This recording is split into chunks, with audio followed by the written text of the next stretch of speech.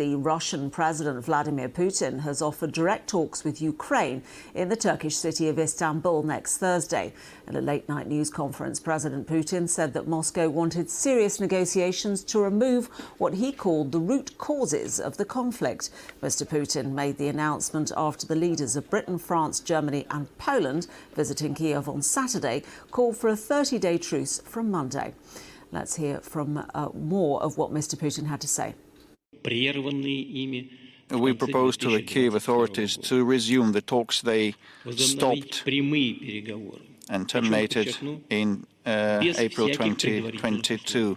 I'm referring to direct talks without any preconditions, and we propose to start immediately on next Thursday, on the 15th of May, in Istanbul.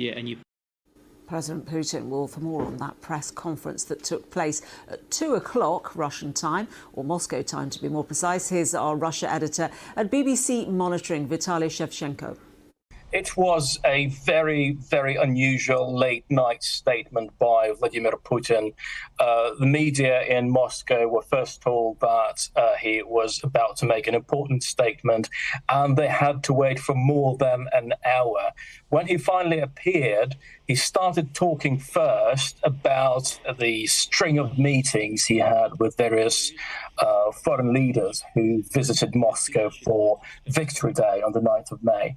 And then he got to the most important point in his statement, that Moscow is proposing direct talks with Ukraine, and he said that they need to start without delay as early as next Thursday on the 15th of May in Istanbul. Importantly, Vladimir Putin alluded to previous objections that Moscow voiced to the idea of a ceasefire in Ukraine. He said that nobody needs a peace that leads to more conflict after Ukrainian forces receive more weapons from the West and more fighters. So it looks like he's trying to pass the ball into Ukraine's court after a meeting of Ukrainian allies in Kiev earlier today, who said that Russia must agree to a full and unconditional ceasefire on Monday, the 12th of May, or more sanctions would be imposed on Russia. So it is possible that this kind of pressure is working and Vladimir Putin is responding to it.